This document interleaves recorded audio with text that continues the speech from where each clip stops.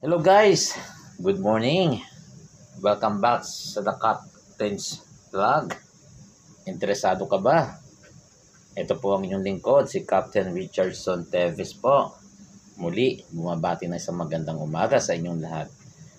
So guys, maganda na naman ang itatapik ko ngayon. Kasi mayroon nilang akong naalala na namang kaibigan. Dahil nakita ko sa mensahe ko ngayon, tungkol sa health and well-being guide na pinadala ng opisina. So, nag-pop out na naman sa isip ko yung na-experience ko, na-share ko lang sa inyo. Sa nakaraang barko ko. Shipmate pa ako nun. Ito nga, yung mental health awareness ng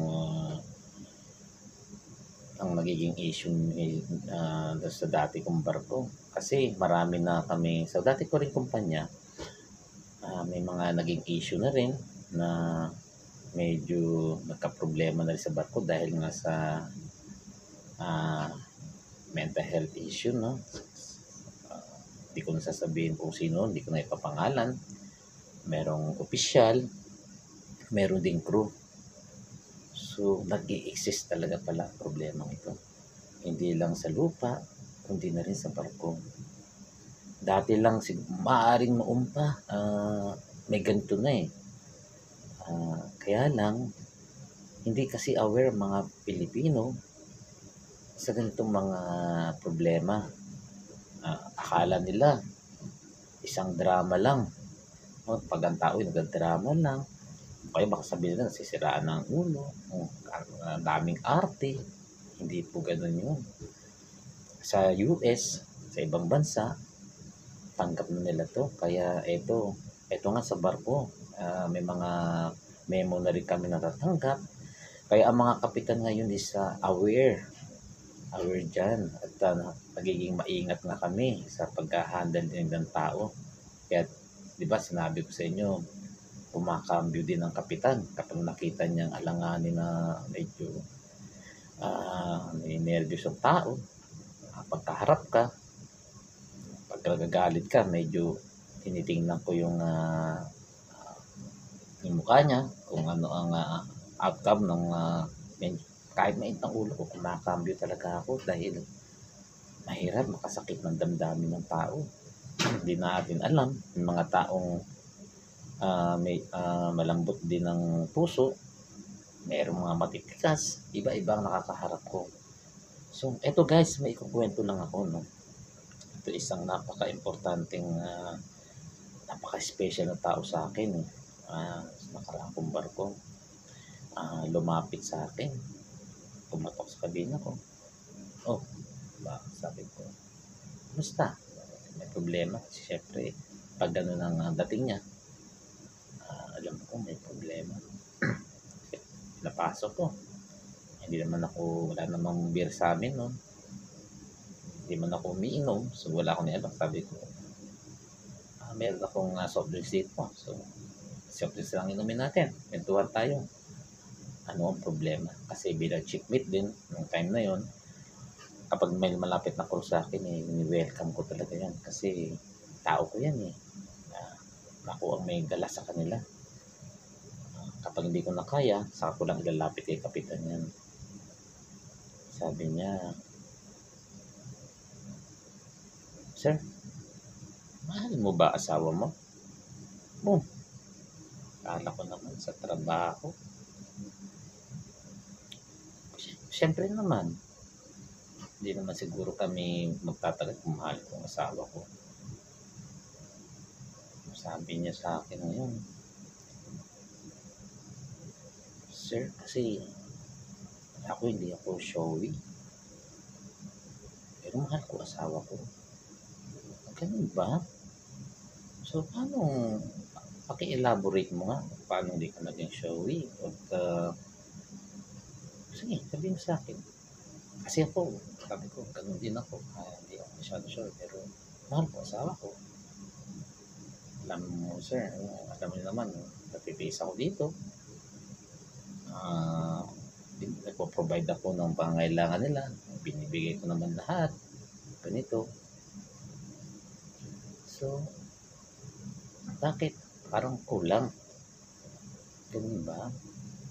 Wala bang third party? Sir, wala naman po. Alam ko po yun. Pero alam mo po, sir, napaka napakabait ng asawa. Alam kong loyal na loyal siya sa akin, sir. Sabi niya, o ganun naman pala. Kaya lang, sir, aaminin ko sa inyo. Kasi may mga pinagdaraanan siya. At yun ang nagkukos minsan na may problema siya. Magkakaroon siya ng may depression siya. Alam niyo, sir, sabi ko, namimiss ko na nga rin yung mga kaibigan ko. Kaya lang, alam niyo ba, may mga chances na hindi ko magawa kasi kailangan kong iatin ng pangailangan ng misis ko. Tsaka medyo ano din hindi mas ako pinagbabawalan, kundi pinalalahanan lang niya ako. Sabi ko, ganun lang, parang nakarelate ako, sabi kong konti. Naintindihan ko pa agad ang tinutumbok niya. So, ano gusto mong mangyari ngayon?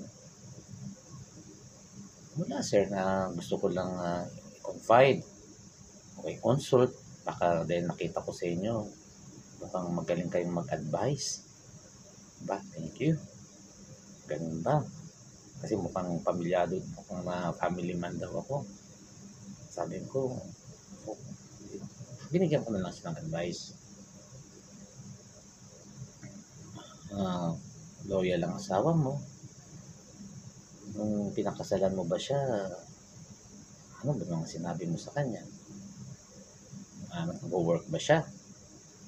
Kasi pinatigil ko nga siya noon eh. Actually, may career siya dapat. Pero pinatigil ko. Pero sabi niya, pinakinggan niya ako. Ang dami kong pinangako. Akong bahala. Tapos, yun po. Ganun naman pala. Sumunod naman pala sa'yo. Oo, sumunod po sa akin siya. Siguro, ang ganda ng ng asawa mo, no? At talagang pinatigil mo sa trabaho. Para hindi siguro masungkit ng iba. Ganun ba? Umiti lang siya. Hindi po, sir. Ang unang-una naman kasi gusto ko naalagaan yung ang mga anak. Gusto ko personal siyang mag-aalaga. Hindi mo, maganda naman palang rason niya. Nakaka-relate talaga ako, sabi ko. Maganda ng ano niya sa buhay, sabi ko. Sige, gano'n naman pala eh. Alam mo, sir, sinakripisyo niya lahat. Alam mo, pero sigurado po ako, loyal po siya sa akin. Bibihira na lang yan sa panahon ngayon, sabi ko. Sige ba, bumigib up dahil matagal na hindi nakikita. Minsan sumusuko. Ay kung nga nga. Pero siya, binibigay ko naman lahat. Kaya lang, sabi niya, siguro ba, maaaring di ako sapat, sir eh. Kaya yun ang gusto kong baguhin sa sarili ko. Maaaring may kulang pa. Alam mo, sabi ko naman sa kanya, kung alam mo naman binibigay mong best, ay, mag-usap kayong dalawa. Kayong dalawa lang naman makalutas niyan. Pero alam niyo, sir, itong lately, sabi ko sa kanya, sir, baka doon niya na-realize kasi nung umpisa, wala pa daw siyang alam. May depression na pala ang asawa niya. So, medyo yung depression niya, kasi may stage daw yan eh. May stage daw yan, sabi ng asawa ko. Kasi graduate ng PT graduate yung asawa ko. Sabi niya may kanya-kanyang stage kasi yan. So, nagsisimula yan siguro sa depression. Pag ganyan, wag mo na. Hindi ako kasi doktor eh. Ganun ba? Sabi ko, so sinabi ko, so pa-consult mo na lang sa doktor. Hindi naman siguro, kaya mo naman makapag-provide ka naman ng pang-doktor, no? Kasi kailangan nila yan. Kailangan nila na isang specialist para mabigyan sila ng tamang gamot, mabigyan ng magandang advice. Yun ang sabi ko sa kanya. Ganun nga, sir, ang gagawin ko. At sabi ko, alam mo, isa lang ang advice ko yan. suportahan mo lang. Kasi ilang taon na ba kayo magkasama? Sir, kasi nasa konti lang pagitan namin eh. So sabi niya, matagal-tagal na pala. Bibihira sa mag-asawa ang magkasama pa rin. Kahit na tumagal pa, ilan taon ka nagbabarko. Maging loyal ang asawa mo, sinunod lahat ng gusto mo, ay ikaw lagi na susunod, malaking bagay na yan, di ba? Alam mo, hanga ako sa asawa mo. Sabi ko sa kanya, o nga po sir eh, kaya lang, paano ko ba magpakita ang love ko sa kanya? Parang hindi pa enough yata. Kasi, sabi ko, hindi naman siguro sa ganun. Kaya lang, baka magiging dahil sa mga trabaho mo dito, pressure ka, nagiging sensitive ka, sabihin mo, mahal mo siya. Lagi mo banggitin na love mo siya. Kasi yung tao na din yun, sabi niya, sir, alam mo siya, never ko nabigyan ng bulaklak yung asawa ko. Ano ba naman? Sabi ko, never mo ba nabigyan? Bakit? Wala ka pambili pa ng bulaklak? Wala bang paraan? Kamot siya sa ulo. Kagabi naman sa isip ko, bigyan mo naman ng bulaklak. Baka naman kailan mo balak bigyan ng bulaklak yan kapag wala na ba siya? Nakunod. Sabi ko, pag wala na siya, huwag naman ganun. Siguro naman yung mamurahing bulaklak, matutuwa na yun. Kung nga po sir, kahit mga anniversary, hindi mo man lang tinitreat, no? Kamot na naman siya. Ako po, sabi ko, mukhang nakikita kong problema. Sabi ko nga, baka ikaw ang nag-cause ng depression ng babae. After na i-give up niya lahat, pag-aalaga ng mga mabuti, maganda ang nangyari sa mga anak niya. Dahil sa babae. Eto na naman. Sabi ko, International Women's Month nga ngayon, no? Sabi ko, napaka-powerful talaga ng babae. No? Nagawa nilang kahit mag-isa lang pala sila sa bahay, may ilang anak sila na pinasikaso na pagtapos niya.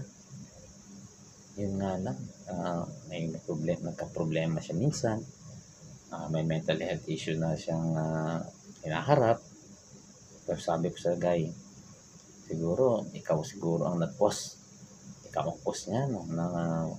Kaya nagka-depress yan. Napakamot siya sa ulo naman. Hindi ko po alam sir. Pero pakiramdam ko, binigay ko naman lahat. Hindi naman porket binigay mo lahat, maaaring sapat na. Maaaring sa'yo, sapat na. Pero baka naman sa kanya, may kulang pa. Kausapin mo siya. Suportahan mo lang. So ito guys, dahil sa pag-uusap namin, marami akong na-realize. Kasi ako din yung tipo ng kapitan. Tipo ng lalaki na hindi ako pala broadcast sa social media na mahal ko ang asawa ko, para ito sa mga wifey ko, sana bati na tayo, mga tipong ganun na sa Facebook. Kasi parang sa akin parang sa akin po, pasensya na po na ang manliliit yata ang pagkalalaki ko pag ganun. Parang masyado naman nade-degrade ang pagkatao ko. Sa akin po yun. Pero siguro, mali din. Kasi nakikita kong mga kapitan, yung mga iniidolo kong kapitan, grabe nila i-broadcast sa social media. Dahil sa asawa ko, dahil sa ganyan, sagot sa iyo, asawa ko, binigyan, may mga nagpo-post na binigyan ng regalo, pinapakita talaga. Hindi ako nanonood, may mga vlogger akong kapitan na gano'n hindi ko sila pinapanood actually. Wala pa akong time, at saka kasi ayoko rin naman na magkakaroon ng kopyahan kung ano binablog niya. Ayoko magkaroon ng idea kasi kung ano yung naisip ko, yun ang i-vlog ko. So although sinusuportahan ko sila, mga loyal sila sa asawa. So napapaisip ako at nakarelate ako sa lalaki. Siguro nga, may pagkakamali din sa akin, no? Nalilimutan ko na ang babae nga pala sa, di ba, may kasabihan nga, sa likod ng tagumpay ng lalaki ay isang babae. So, shout out muna. Shout out sa asawa kong mabait na hindi ko man siya sabi na I love you na madalas. Alam mo naman, love kita. At alam mo, nag-iisa ka lang. Nag-iisa ka lang. So, mabalik tayo dun sa lalaki. Yung sa kaibigan ko. Sabi ko, nung pinayuhan ko siya ng ganito, gawin mo. Total, alam naman niya na loyal ka rin naman sa kanya. Iparamdam mo lang yung suporta mo. Hindi lang financially, kundi kung saan mo siyang madalas. Ganun lang. Siguro, sabihin mo na mahal mo talaga siya. Kasi mukhang itong lalaki na to mukhang sinaunang panahon pa eh. Nakala mo naman mabigat sa kanya magsalitang I love you. So sabi ko, ganun. Baka mamaya matuwa siya sa social media na sabihin mo. Ako, sabi ko nga, may mga kapitan na akong kilala na pinobroadcast nila yon. So gawin mo yun. Sabi ko, gawin mo yun. Gawin mo nga, malay mo, maibsan naman yung kalungkutan niya. May mapapanood siyang video na o post mo na binati mo siya, na mahal mo siya, na proud siya sa'yo. Ganun nga. Siguro nga, sir, ganun nga. Active ka ba sa social media? Sir, hindi nga po. Ganun ba? Sige, maging active ka. Tapos, unahin mo siya. Para baka mamaya namimiss ka rin niya. Hindi ka niya na masyadong nakikita sa social media. Sige lang. At least may mapapanood siya. Di ba? Makikita ka na niya. Tapos binabati mo pa siya. Hindi mo alam ang magiging effect sa kanya nun. Guys, so ang topic ko ngayon, hindi nyo alam. Kaya nga sabi ko nga, bago magsimula, bibigyan ko kayo ng chance.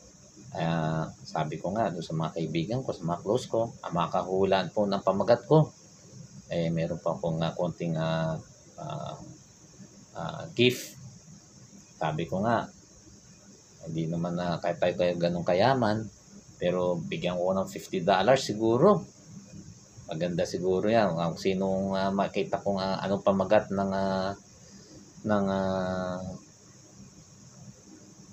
vlog ko ngayon, bibigyan ko $50. PM mo nyo lang ako.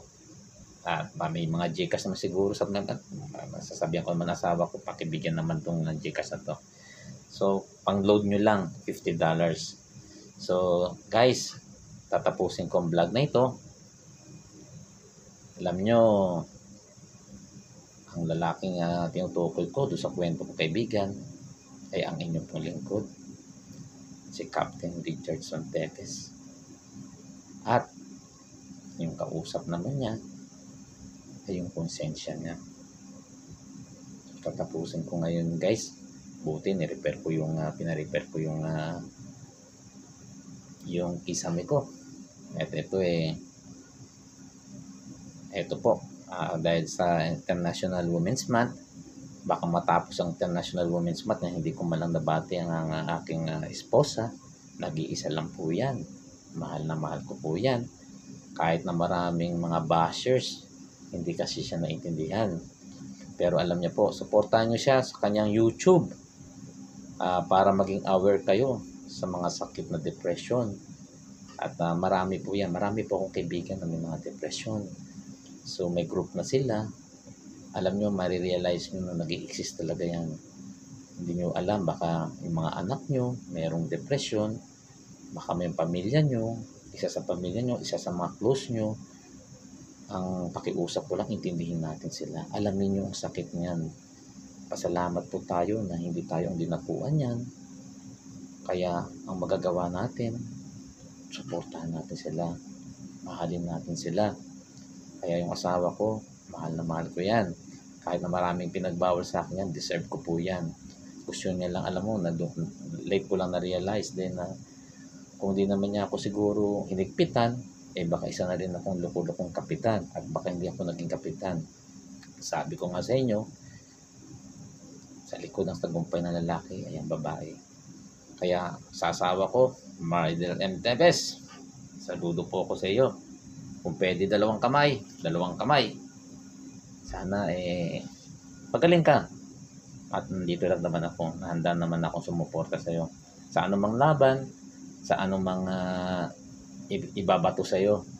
Mayroong mga taong hindi nakakaintindi, pero sana naman guys, maging aware tayo sa nararamdaman ng mga taong may mga depression. So, tapusin ko na vlog na ito. Medyo mahaba. Kaya siguro sa YouTube ko siya ipapasok. Bahala na lang kayo doon. Maghanap sa YouTube ko. No, please subscribe. Captain Chard T sa YouTube. Although kapag hindi nyo naman gusto, mag-subscribe, pa-like na lang po. And share na lang. Okay, so till next time guys.